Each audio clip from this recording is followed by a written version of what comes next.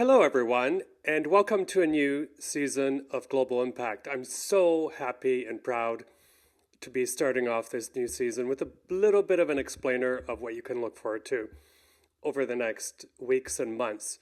The program will be shifting a bit. Its focus will now be on the collectors of the news gatherers, namely reporters and journalists from around the world, east, west, north, and south, as well as the people who present the news, the anchor men and women who work day in and day out to separate with their colleagues fact from fiction. So important in this day and age where the craft of journalism is under attack, namely by the Trump administration, which has branded journalism and media as enemies of the people, as purveyors of fake news. And in my interviews that are going to be taking place around the world, I want it to be an opportunity, if you can come walk with me through these episodes, to see how the craft of journalism actually works, how the amazing men and women I'm going to be talking to do their work, again, day in, day out, often putting their lives on the line. There'll be opportunities as well to talk to people in the news business from the so-called Global South. I'm going to take you far off the beaten track to talk to journalists who normally aren't in the spotlight. We'll also be talking to journalists who recently left the craft to pursue other opportunities or to just take a rest. There are going to be no gimmicks, no glitz, no photo shoots, anything like that.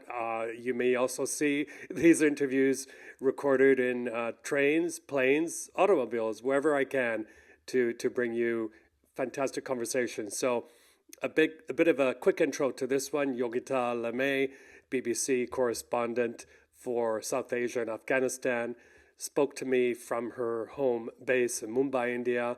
I was in Thailand.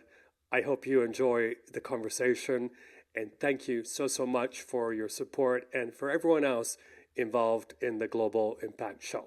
Yogita, thank you so much for your valuable time. I know you've been traveling a lot. You've just returned from Myanmar, and you are the BBC's South Asia and Afghanistan correspondent based in India. We'll maybe have time. In fact, we will make time for a little bit of your personal background. The pre-journalism phase of your life is very different from the one you're doing now.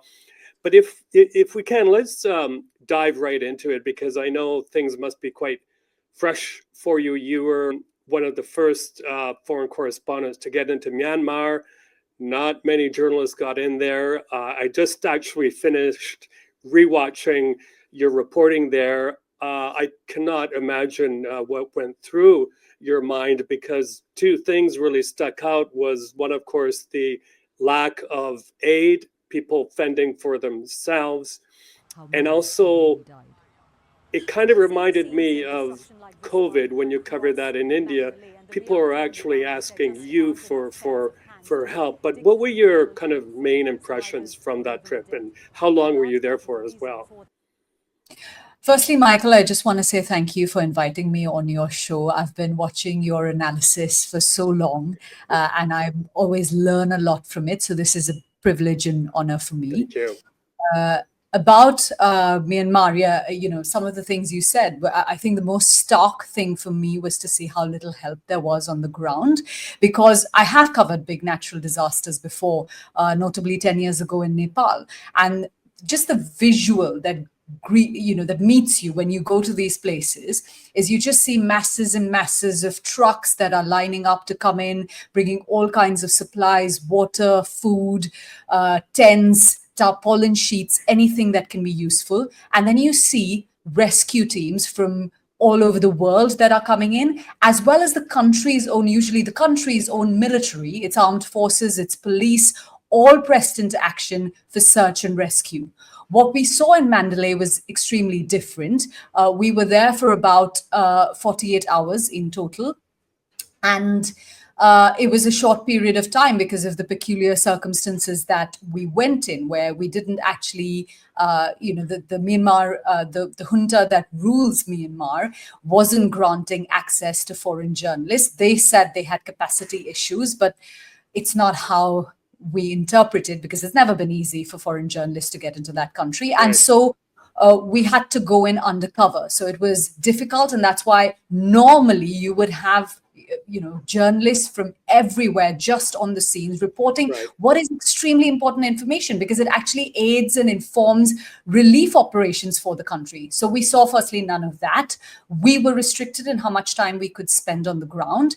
And then when we entered, it was literally street after street. You could just see devastation, destroyed houses, some big patches of devastation, but it was lots of small pockets, which makes it even harder, even in a normal country where, if things are running normally, it makes it really hard for rescue and relief operations because they've got to be scattered in many different places. Yeah. And this was exactly the same ground, and there was hardly any help that I could see. There were a few rescue teams from foreign countries. Notably, we saw some Indian rescue teams, we saw Chinese rescue teams, but they had been focused on places where masses of people were trapped. So we saw lots of places which were collapsed site, a single building, a single shop, a single home, where people were digging through the rubble with their own hands, and places where rescue efforts had not even begun. And families were just standing by the street day and night, hour after hour, just hoping that someone will come and look for their loved ones.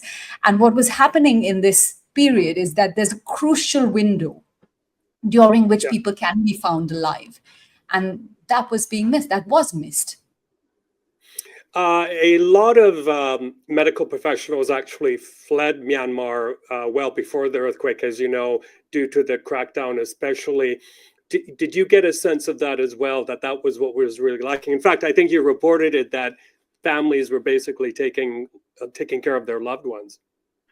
Well, yes, we went to the main hospital. Again, we slipped into it. And one of the reasons actually we did get access to patients is because they were outdoors. Parts of the main hospital building have also been damaged because of the earthquake. So they moved some departments, as well as people who'd been injured, not just in Mandalay, but in Sagaing as well, which is right next to the epicenter of the earthquake, just across the river, Irrawaddy, from Mandalay. So that's how we actually managed to get access to patients. And overwhelmingly, what we saw were there were very few, there were just rows and rows of beds. I wasn't able to count exactly, but I definitely say scores of beds that were lying out in the complex of the hospital. It was more than 40 degrees Celsius, and it felt even hotter under the sun. And the only thing really shielding these people from direct sunlight was literally just strips of cloth, actually, that had been strung between the beds. I hardly spotted any doctors or nurses, just a few here and there. And so there was this 14-year-old girl who'd been injured, who had bloodshot eyes. Her father told us it was an injury to her head. It was quite obvious that she was in a serious condition, but there was nobody there. There was nobody who was looking after her minute by minute to see what was happening with her. There was another woman who said she'd suffered an abdominal injury, and then she lifted up her shirt to show us her distended belly. And actually, it was her daughter who was sitting and hoisting her up literally from behind and trying to fan her, and sort of so that she was a bit more comfortable. Again, what looked like an injury, which was quite serious, but there was no one tending to that. So yes, we definitely did see a shortage of medical teams as well, and people who could respond to those kind of injuries quickly. And before you got into Myanmar, I was on air actually on BBC with your colleague Steve from Singapore. He was in Bangkok, and I was there in 2008 for Cyclone Nargis as part of the UN. I remember at that time there was a long delay before UN agencies were allowed in. I think very much similar happened this time. Did you see any presence of the big guys, the big UN agencies when you were there, anything like that? Not in the way that I've seen in lots of other places after a disaster. I could see one UN van with what looked like someone, but it was not possible to confirm this, but with what looked like someone who was trying to assess what the needs were. But primarily, so, all of the open areas in the city, and this might have changed since we've come out, because I believe the rains have started now, which is making a bad Yes. situation worse. But when we were there, it was sunny and really hot, and people were just out in the open, in parks and any open spaces, just by the side of the street, on the dividers between the lanes. There's a moat around the Mandalay Palace, and around it there's a promenade. And again, it was just people out there. It was like a city that was sleeping outdoors, literally. And all of the vehicles that came in to, offer supplies, a bit of water, a bit of food, all of them were really small vehicles, which looked like it was small organizations or even just individual families who wanted to kind of provide some relief. You didn't see the kind of mass distribution of food, of relief material, of medicines, of water, crucially, which is important because it can get contaminated, and then disease can spread in these kind of situations. I definitely didn't see it on the scale that you normally see humanitarian organizations operating. Yeah, and I actually, we have something in common because I snuck into Myanmar too during my first reporting trip as a children's book writer, and I remember this was a year after the massive slaughter of students. And I remember being followed by the secret police. It was one of the eeriest things. I know you can't talk about much about how you got there, but were there any perhaps dicey moments where, you might have been close to being spotted or anything like that? Well, I think there were multiple moments in which there were people, sometimes on motorbikes, sometimes just coming up to us in one of those makeshift camps, just asking us who we were. People can be curious. General people can be curious as well about why we're there. But this very much felt a bit like a different kind of questioning. There was definitely instances where somebody just stopped close to us and started taking a photo or a video of us.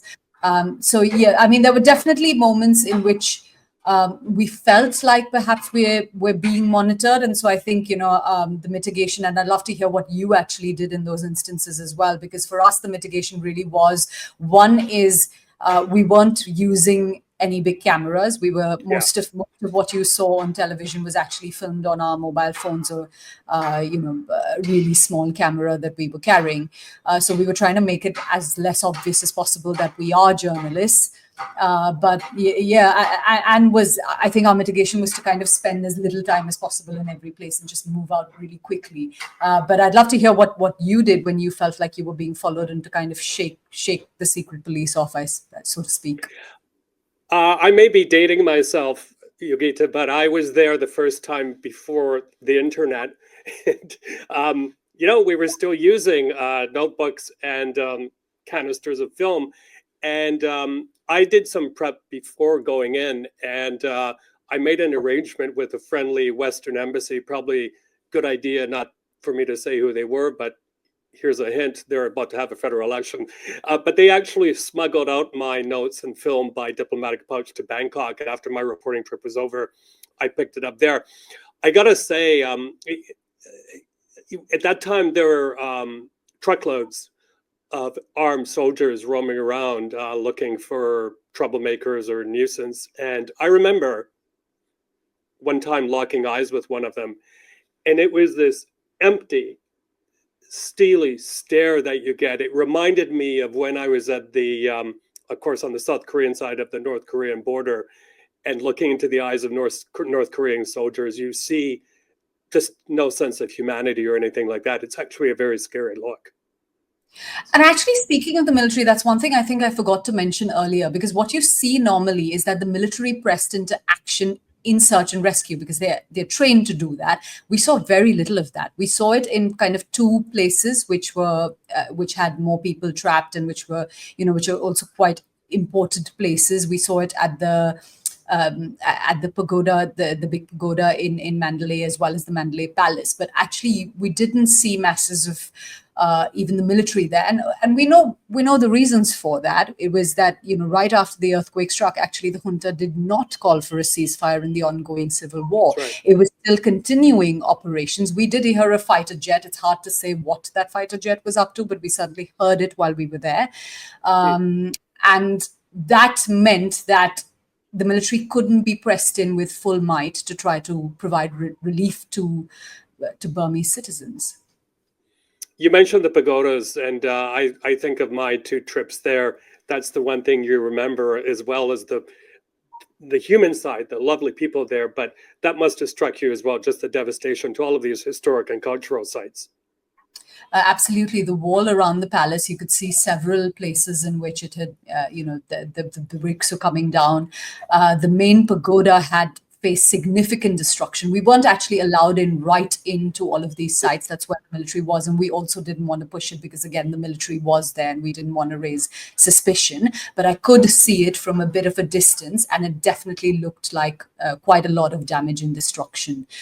So yeah, I mean, in addition to and just every building, Michael, it was every building we tried to walk into, even just a shop that we went into to get a water.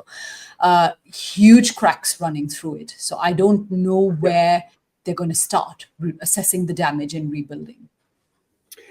I think this question applies to all the other places you've reported from, whether it's Syria or Afghanistan or Ukraine.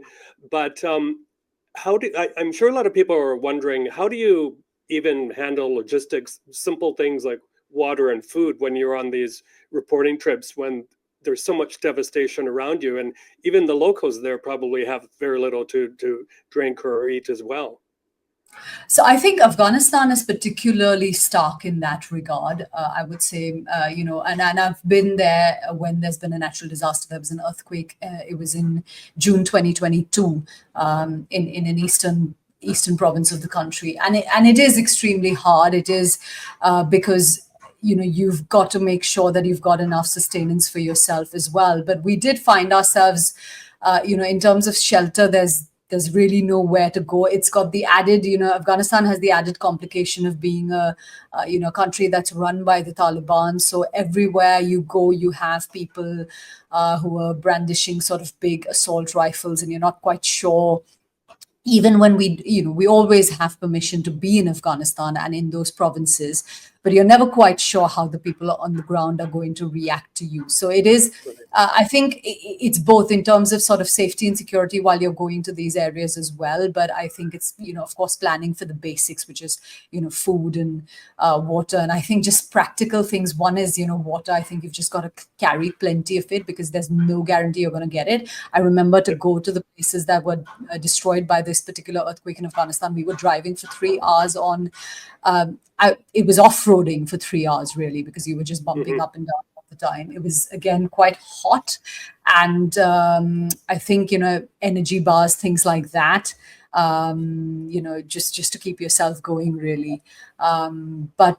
But it's difficult. I mean, because you get there and people, they're asking for help. But I think the best thing that we can do, and which is what we did at that time, is to report on the places, the specific names, villages, places where no help is reached. And you try to communicate that there is a big humanitarian operation in Afghanistan. So luckily the WFP were there, UNICEF was there, lots of other people were there as well. So just kind of giving them information about what we'd seen and where no help had reached. And then, hopefully some aid can reach those places. Yeah. Let's stick with Afghanistan for a couple of minutes. So I've watched your reporting from Afghanistan. It's absolutely incredible. And there's one story in particular, and I think we talked about this remotely at a panel maybe a couple of years ago, was when you went to a remote part of Afghanistan and you met families there that didn't have coping mechanisms to feed their children. So they were, correct me if I'm wrong, giving them these pills so that they can make it through the night. But also, when you were there, I believe they wanted to sell one of their children to you because they couldn't support them anymore. Tell us a little bit about that. That's right. And in fact, a year later, Michael, we went back to the same place. This is on the outskirts of Herat to kind of see what had happened. Right. The honest truth is the scale of people sort of telling us that they had actually sold one of their children. I was shocked by it the first time I went, and then the next time it was almost everybody, every man we met there. And the reason I say every man is because access to women is harder. We did go and speak to women later, but there was people who told us they'd sold their children, people who told us they'd sold a kidney, and of course what you mentioned mentioned, I think that was the most shocking thing for me, is somebody mentioned while we were just standing and talking, they said, oh yeah, we give our kids pills to go to sleep. And I said, what pills? And literally, from his pocket, he pulled out this medicine. I took a picture of it just to figure out what it was. And every family we went to, I then asked that, are you giving your children any pills or any tablets? And then we took photos of everything that they showed us. And when we came back, we actually consulted with doctors on what they were. And they were tranquilizers and antidepressants being given to children just so that, because they're hungry and they won't sleep. And so just to sedate them basically in the night, which I just found, there have been stories in the past about Afghan mothers giving a little bit of opium to their children while they worked so that the children would kind of, be calm and go to sleep. But this was the first time I was hearing about antidepressants and tranquilizers, pills, tablets actually being given to Afghan children. And the situation has not improved. It's worsened because even before US aid cuts were announced, there were massive cuts to international funding for Afghanistan. There are two reasons. One is, the world's distracted by so much else, but a major reason is also the Taliban itself and its policies. And there are lots of donors who say they don't want to give to a country where human rights are not protected or women's rights are not protected. And after, I haven't been back to the country since the US aid cuts, but I do know from the agencies operating on the ground that it's been pretty dramatic. I think after the US withdrawal, you were one of the first foreign correspondents to interview one of the Taliban officials. And I remember they didn't want to be filmed in the same frame as you, but that leads us to the question about women and girls. They did, again, correct me if I'm wrong, make promises that they're not going to be as bad as they're portrayed. But where are we right now? Are things actually getting tougher in terms of equality for women and girls, access to education, that sort of thing? Well, I'm glad you brought out the assurances, because I like to start the answers with that, because they said 1 week after they came in, they held a press conference and they very clearly stated that women will have right. They said according to the Sharia, but they said women will have the right to work, they'll have the right to study. And of course, what we've seen on the ground is completely and starkly in contrast with that. Bit by bit, it didn't all happen at one shot, but bit by bit over the past 3.5 years, you've seen women essentially being shut into their homes, disappearing from public life. So at the moment, girls above the age of 13, so secondary school is banned, high school's banned, universities for women are banned. Women are only allowed to work in a few sectors. Security, health is one of them. And if you're doing something from your home, so something like arts and crafts, but in a large, they're banned from most forms of work. If they have to travel long distances, they have to have a relative escorting them. And there was a law, actually last time when I was there, which was in September, they had just passed a law which stated that women's voices can't be heard in public. They can't be reciting the Quran. They can't be speaking loudly outside. And so, they can't go to parks. They can't go to gyms. It's a very, very long list. And in salons, which were again a place where, lots of women actually earned a living because of those salons, those were banned as well. Now, the implementation of this is not uniform. There are places where you will find some of these activities still going on, and then places where it's quite extreme. But essentially, even where they're doing it, even where women are going to secret schools or they're secretly running a salon from their home, imagine the level of stress, imagine the level of trauma where they feel that if they step out of their home at any moment, the Taliban's moral police, or the vice and virtue ministry, as they call it, and any person from that ministry would come out and say you're not following the law, and could take you to the police station. And they're absolutely terrified. I mean, these girls who I spoke to, who I've been speaking to actually for the last 3 years since school shut down the first time, I've seen them go from hope to sort of absolute despair to now, somehow making their peace with it. So going for 1 hour of private lessons every day. And then when that law came in, they said, oh my God, we're scared to even go with our friends. We're scared. We get on the bus, but we're scared to talk to each other. We're scared to even smile at each other because somebody will stop and ask what we're doing. So it's really hard to describe. There are, they are miraculously, they're finding ways, but there has been a sharp surge in cases of depression, and there has been a sharp surge in cases of suicide as well. My goodness. Finally, on Afghanistan, I believe it was Radio Free Europe, Radio Liberty, which reported recently that Pakistan, which I think has the most number of displaced Afghans, is actually forcibly repatriating them back to the country. Is that expected to put a huge burden on the country? Aside from, I think a lot of these people are afraid to go back in terms of what might happen to them. Well, already we saw that, because at the end of 2023 was the first time that they repatriated. I think it was, the UN figures are about 700,000. And we went, Wow. so Jalalabad is a province which is bordering, which is near the border.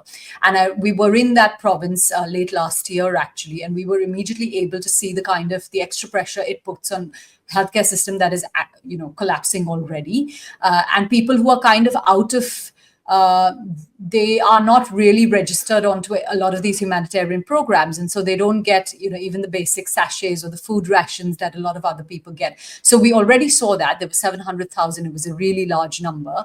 And yeah, absolutely. People are going to come back. And some of them are people who might have worked with foreign countries in their military or with their governments, who could be, or might have protested, or might be women who've protested for their rights and could be at risk in Afghanistan right now. Kind of as a bridge to a couple of other topics I wanted to bring up, but I brought up Radio Free Europe, Radio Liberty. Them, along with Voice of America, have had their funding cut. VOA is pretty much off the airways right now. Radio Free Europe, Radio Liberty is waiting for an infusion of cash that was promised to it. And of course, the BBC has an incredible array of foreign language services. In your travels, whether it was Myanmar, Syria, Afghanistan, Ukraine, do you get the sense that a lot of people do provide on these foreign language services for news, especially in countries, of course, where the media is very much controlled? I think they depend on it. In Afghanistan, for example, I know so many people listen to our Pashto, Dari, Uzbek language services. In fact, that's when they actually hear, even the stories that I do in English get translated and run there. And it's not just people; it's members of the Taliban as well who tell us that they have been listening to it when it's on the Pashto service. So yeah, absolutely, I would say the Burmese service, in Myanmar, providing an absolutely it's a service that nobody else really can provide, or very few others can provide. So it is absolutely essential in a lot of places where you just don't have any independent journalism that is actually present in the country. And it's not easy. It's really difficult. It's difficult, for us in lots of these places. It's difficult for the others who are doing it, but it is absolutely essential. Yeah, about 10 days ago, there was a panel at the Foreign Correspondents Club of Thailand, which I attended, and representatives from Radio Free Asia were there as well. And they said that, in so many countries, people depend on these services. I've actually referred to Radio Free Europe, Radio Liberty as the kind of digital Berlin Wall against Russian disinformation as well, because the cancellation, the funding cutbacks on these services were celebrated in places like Tehran and Moscow and elsewhere. A few days ago, somehow popped into my feed, maybe it was AI working, but Syria came up, and I thought about you because you were one of the first foreign journalists there too after the fall of the Assad regime, and I was listening to the stories of people who had been brought into these horrible prisons and tortured, many sent to death. One victim who survived called it kind of field justice or field executions. You also visited some of these places and you talked to a lot of people there. What kind of impression did you get of what life was like under the Assad regime? It was some of the visuals that I've seen in Syria. It's the most extreme, most extreme visuals I think that I've seen in my entire life as a journalist. And I'm now, about 19 years, so nearly 20 years into doing this job. We were at a hospital where the dead bodies that were found in the Sednaya prison, the infamous Sednaya prison where, there was a lot of torture, executions. So the bodies were carried out there. And if you just looked at the bodies, there was one which was without a head. They were so disfigured. Wow. It's impossible. They were one of the first things I saw is that they were really emaciated. So it looked like people who had just gone without food for ages. People with disfigured faces, disfigured bodies, which of course forensic tests will have to confirm this, but definitely look like evidence of torture. And actually, the most horrific sight was in a corner of the morgue. Really, were just bags of bones. Literally, I'm not exaggerating. They were plastic bags with with numbers, in some cases names written on it. And when you looked inside, they were just human bones. And I remember there was this elderly man who came in who said 2 of his sons had been disappeared under Assad's regime. And I said, "Sir, are you hoping to find them today?" And he said, "How do you think I can't find? How can you find a person in a bag of bones? How can you look through bones and identify a loved one?" And that is what people were coming. There was a woman who came in looking for her son, and it was just, I didn't even have to, it was before I actually saw the body. I just had to look at her reaction to understand what she was seeing in front of her. It was just a loud howl, and then taking the name of God and, just shrieking because she couldn't. How is a mother supposed to look for her son in bodies that look like that? So there's lots of, and these were just a few. There were only about, I think, 30 bodies or so that have been brought in. There are mass graves that are being uncovered. And there are people who are never going to get answers to what happened to their loved ones, because more than 100,000 missing. But it was horrific what we saw there and what families are having to endure. Yeah. I would bet you that a lot of people who are watching this are wondering too. You've seen a lot of man's inhumanity to man, many different places in the world, and you've seen it close up. You're probably not even a week out of Myanmar and the horrific scenes you've seen there. People must be wondering, how do you keep it all together, and how do you kind of get over that and get back into your normal kind of pace of life? So I would say if family and friends are the for me that's the main thing. I think coming back to people you love and trust, I think that is it's a solid grounding. I do think that you can't, as soon as you come out of it, for example, this chat, I wouldn't have been able to do it right after getting out of Myanmar, because it's really hard to kind of process. You don't necessarily want to talk about it. So I think having people who around you understand that you don't want to come out and talk about it immediately. You need a bit of space to kind of adjust from that life to this life. And I think doing the little things that I enjoy doing. So even if it's just making a nice cup of tea and spending 20 minutes drinking it, or going to the gym, I think everybody has to find their own hacks. There's specify these things.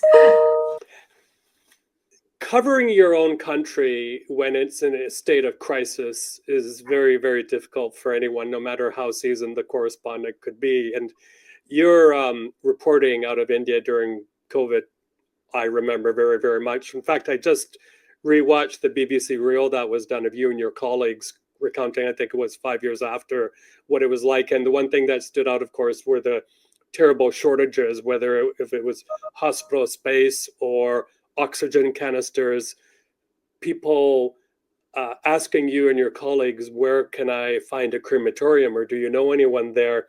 I think the final death toll, although we may never know the exact number, was 500,000 or so. Was that particularly difficult for you because you were actually from India, and India took such a big, big hit from COVID? Oh, definitely. I always say that. I always say it's the hardest and the most traumatic story that I've covered so far. And it is because, the distance between me and the story, well, there isn't any. There isn't escape that. And while we were covering that, I think we all knew somebody who was either, struggling with COVID, who was in ICU, somebody we cared for, a friend or a family member. So I think we all went through that. And it was definitely the most traumatic story, I would say, to cover. And I think there is, for me, it was, as an Indian, I do, there is a story of growth. There is a story of development.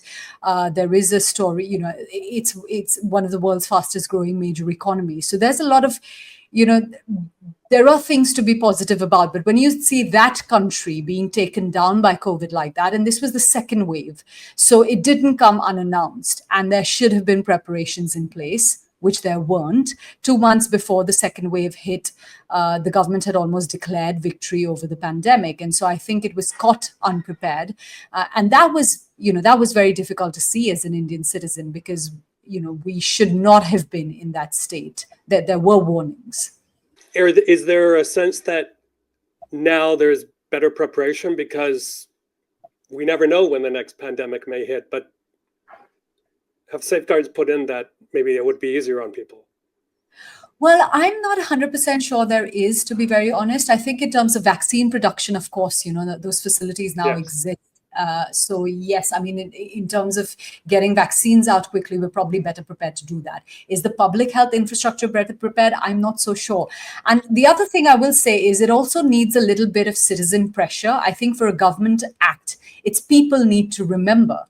And the election that we had right after COVID, which was in 2024, 3 years after that, COVID wasn't even an issue. It was not an election issue last year. There were other issues that, there was jobs, there were other things as well. But COVID itself was not an issue. And so I think if the pressure does not come from the people, from the citizens, you're not going to see a government kicking into action. A lot of people agree on one thing, that it seems that the rules-based international order is sort of in a free fall. But the other thing that's being discussed is perhaps we're seeing a world being divided by hemispheres. In other words, America and Donald Trump, Vladimir Putin and Eastern Europe, Xi Jinping, who, by the way, is on a tour right now of Southeast Asian countries. Anyway, I'm wondering, where does India fall into this? Because it's a huge country. Prime Minister Modi also is a very avid traveler, and also India has spheres of influence too. But where do you see, kind of zooming out, India falling into a very, very fast-changing world order? Well, so I think India is kind of sticking to the path that it's held for a very long time. I think this isn't, it has put itself in a so-called non-aligned is sort of it might not be the correct phrase to use, but I think it's in that it has tried to hedge itself between the US and China, has tried to, hedge itself in the Russia-Ukraine situation as well. So is in this place where it is actually talking to everyone. But it also wants to be known as the voice of the global South. It made that very clear during the G20 summit, which was held in this country in 2023. And there were some successes. It got the African Union to be a part of the G20 summit. So it wants to speak for the global South. I think there are people who will question whether, when it comes to kind of the issue of Israel-Gaza, whether it comes to the issue of Russia-Ukraine, when it is voting at the UN, does it always do what large parts of the global South are doing? And I think the answer to that is sometimes yes, sometimes no. So it is in this position where it can talk to almost every country, I think, and that's not a bad position to be in a world where, where we don't know what's going to happen tomorrow. And it feels more unpredictable, I think, than it has felt in kind of the time that I've spent as a journalist. But again, to reiterate, I don't think this is a new position from India. I think we have seen this in terms of foreign policy. I think we have seen this over the past 2 decades in India. So it is really a continuation of that. I hope I'm not putting you on the spot if I ask you, if you planning a staycation, whether you're going to go to that far southern island where Prime Minister Modi went to when you guys were having that spat with the Maldives. You're not. Well, it's been interesting in the region. I have to say, India's relations almost seem like they're being reset with all of the neighboring countries. You've had unexpected things happen. Like in Sri Lanka, you've got a brand new kind of leader, brand new president. Not the Rajapaksa, sort of not the other side as well. You've got somebody who's completely new, who's, the relationship has to be set. And in terms of whether they'd be more pro-India or pro-China, it's difficult to say at the moment. You've already, had a situation in Bangladesh where a very close ally of the Indian government, Sheikh Hasina, fled the country. She's been replaced by a government that is advised, the chief of advisors, Muhammad Yunus, who, on the face of it at least, does not seem to share a great equation, I'd say, with Prime Minister Narendra Modi. But these things change. And I think, for example, when the Taliban took control of Afghanistan, it felt like India, which is, is quite a big power in the region, was nowhere in the picture. And now it's actually back and talking to the Taliban quite a lot. You had the foreign secretary actually meet with the foreign minister, with the Taliban as acting foreign minister. So I think these things change. They're not constant. So I do think they're in flux at the moment. We'll have to see what happens. Sure. Okay, and then finally, Ukraine, and one or two questions on journalism, then we're going to let you go. You've made a few trips there. I think you're planning one. And over the past 24 hours, we're seeing the horrific images coming out of Sumy. Odessa was also hit by Russian drones overnight. But the Sumy one is particularly horrific on Palm Sunday. I think the latest figures are 30 plus dead and well over 100 injured. On your trips to Ukraine, and of course, I'm based there, and I talk about having very little distance between yourself and what you're covering, but has anything stuck out to you about the conflict that's going on in Ukraine, other than we're now into year 4, but I guess perhaps the way the people are coping, because of course millions, probably up to 8 or 9 million have left, but a lot of course have remained. And any type of impressions you've kind of captured during your reporting trips to Ukraine? This might sound a bit cliched, Michael, but I have to say that I've been completely awestruck by the kind of the strength and the resilience of Ukrainian people. I mean, first, it was, in my early trips when the war had just started, it was how people were literally coming out wanting to defend their country and their territory, which sometimes I ask myself, in how many countries would you see that happening? And of course, in the last trip that I had, and that was before President Trump took office. So, you'll be able to tell me, to what extent things have changed. But of course, there was war weariness, particularly, I think in the East, there was people who were just hoping that this would end. And even if that meant, people were telling us that if that means giving up some territory, we're okay with it because we're tired and we need this to end now. So, you kind of have seen that full circle. But nevertheless, I think the strength of, coping with war, of just getting on with it in the midst of a full-blown war taking place in the country, I think I've been really, really awestruck with it. And I would say I'm not sure you find that in lots of other places around the world. Yeah, I have to agree with you on that. And let me know if I'm putting you on the spot on this one, because you mentioned India and Ukraine, but I remember when I was in India around New Year's or so, I paid a visit to India Today, and I spoke to a number of their fine journalists over there, including the defense correspondent, and I asked them about India's kind of relationship with Russia, because Modi and Putin seem pretty friendly, but there's that big military relationship. And he said to me that, look, it's not like we can switch off flip the switch and all of a sudden we're not dependent on Russia anymore for our military hardware. We are looking, he said, for example, at France as suppliers, and then also there's the oil thing as well. I think India is one of the biggest purchasers of Russian oil, and I believe they're paying in local currency as well. But do you see a kind of a shift in the relationship at all? Maybe India trying to lessen its dependence on one particular country, especially for energy and military, because a lot of other countries are doing that too, realizing that you can't just be dependent on one big partner. And I think there are historical reasons, depending on who you speak to in India, they will always remind you that there are historical reasons as to why India began to buy Russian military hardware and then, started buying masses of it, which it, because of which it's dependent on it now. There was a period of friction between India and the US, where India and the US were not really allies or partners in that regard. I think India, objected to the US selling defense equipment to Pakistan. So, that's just to kind of give a historical context to it. So I do think India has diversified its portfolio in terms of, where it's buying from. So it is, it buys from Israel, it does buy from is buying increasingly from the US as well, but also from other European countries. But I think in terms of especially purchasing oil, a lot of that was. It was about domestic politics. We were going into an election in 2024.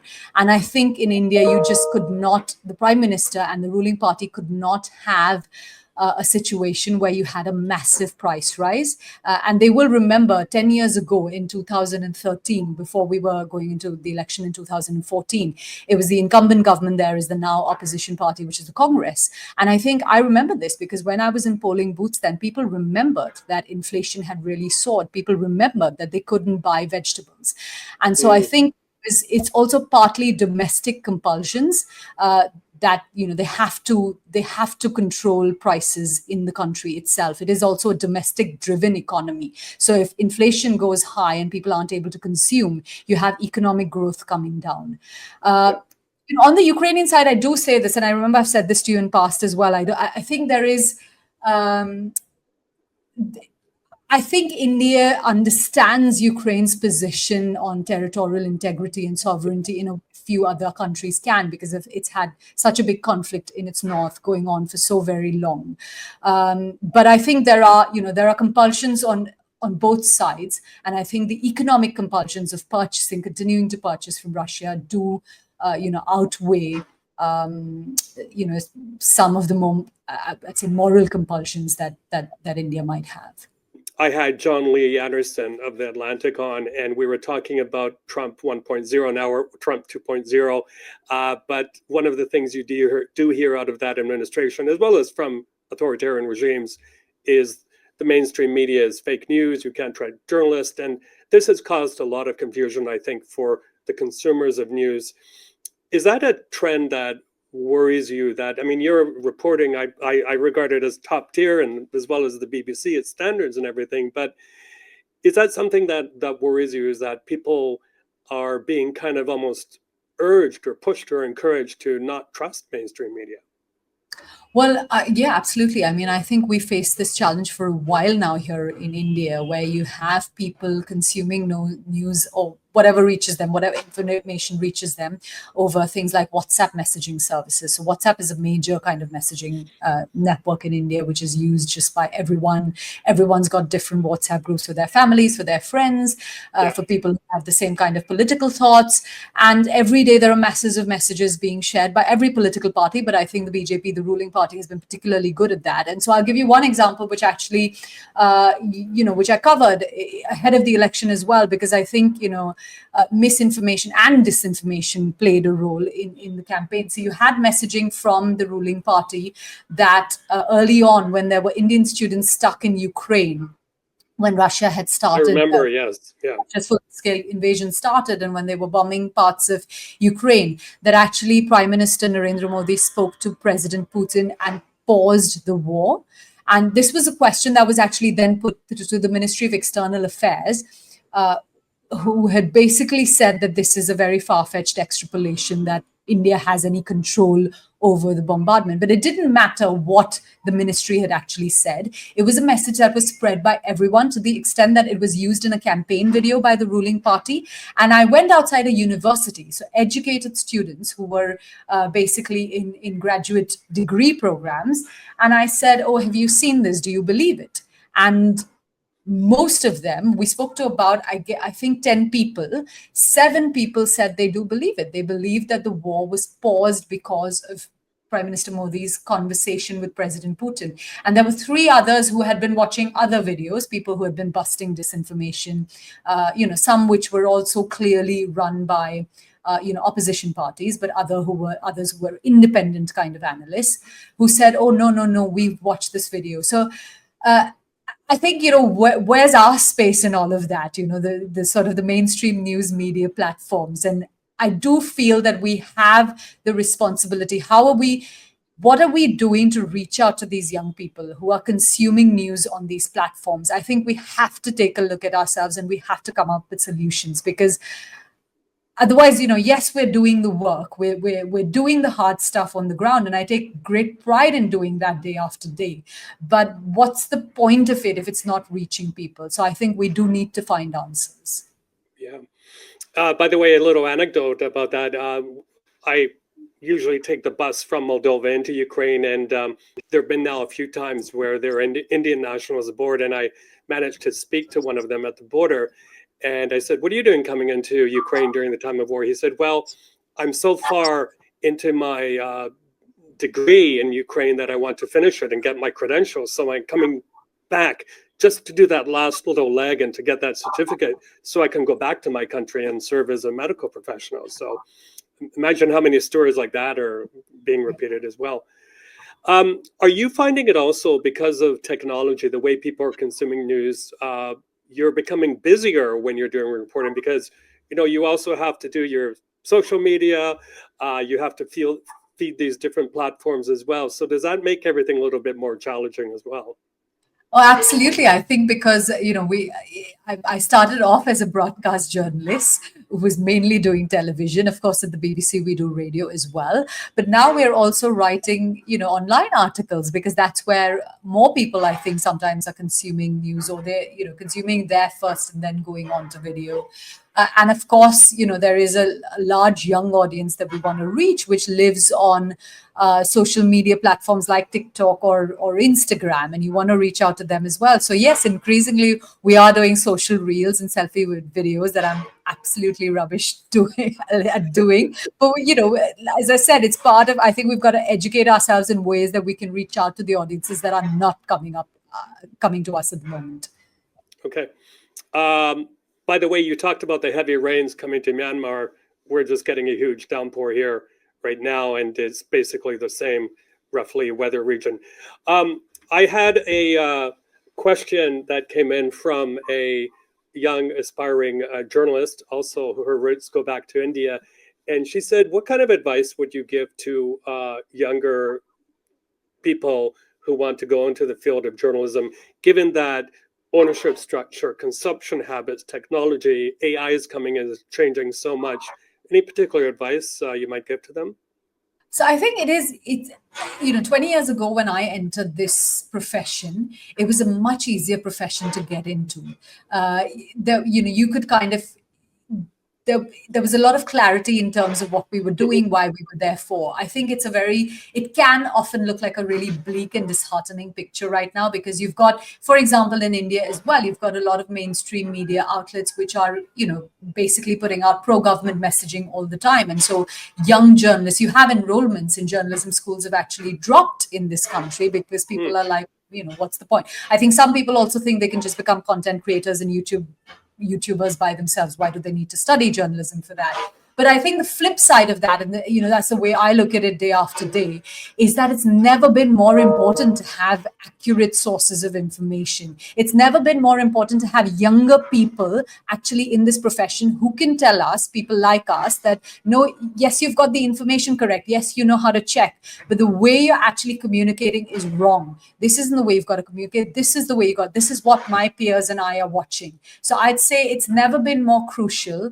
And so I'd just say, don't be disheartened. I do think it's important to have that initial grounding. And I would say work under editors, people who are hard on you, but also soft, people who are hard in terms of throwing you into places where you're uncomfortable, but also who've got your back when things get really hard. So I would say, at least in the initial phases of your career, don't necessarily go after brands or money. I think go after mentors. And I think if you've got a good mentor, I think you'll set yourself in a place where everything else will come. And not to overly praise the BBC, but I've also noticed, because it's one of the main channels I watch, the faces, the voices have really changed down there too, from simply people who were born in Britain, but also to people who have immigrated. A lot of South Asian voices as well, which is really great to see. Last question. I think it's even in your BBC profile that you used to work in technology, I believe, as a software writer. How did the pivot happen from that into journalism? Yeah, I did. I wrote code for about, well, I studied engineering and then I wrote code for about a year. And it was in that year that I discovered that I think I hated that job, to be very honest. I hated that job so much that I was kind of forced to think about what I really wanted to do rather than just following. I grew up in India where there were only two professions. You either wanted to be an engineer or you wanted to be a doctor. There was everything else was Okay. considered not good enough. And so, yeah, I thought, okay, I don't want to be a doctor. I don't mind being an engineer. And that's why I did it. But I think I did have a moment of clarity. I'm not sure why that came about. It's one of those things that I can't really explain, but I knew I wanted to be a journalist and I knew I wanted to be a TV journalist. And then I moved forward. But I think it was, I hated the job I was doing so much that it pushed me, to Yeah. think of what I wanted to do. Okay, great. Quick pause. Let me see if anything else came in. I think that's about it. Is there anything else you wanted me to bring up or anything we've missed? We've covered quite a bit of territory there. Yeah, I think we've done quite a lot. I'm not sure I was articulate through it, but You were, absolutely you were. And almost broadcast length answers as well. Let me just wrap this up and then we can tell a little bit more. Yogita, thank you so much. We salute your reporting, your bravery, everything you do for the craft of journalism. And of course, I think you're a big inspiration to a lot of young, particularly women journalists out there. And I'm so proud as well that you're the first guest of the relaunched Global Impact, one where we're actually going to be speaking to the collectors or news gatherers, as well as people behind the news desk, as well behind the anchor guests. So thank you for informing us so much of the work you do. Thank you, Michael. It was a real pleasure. And as I've said, I think to you before, it's amazing to be in the presence of amazing journalists like you. But I think it's even better when they're really good people as well. I think that's when it feels so worth it. So thank you for that. Thank you very much.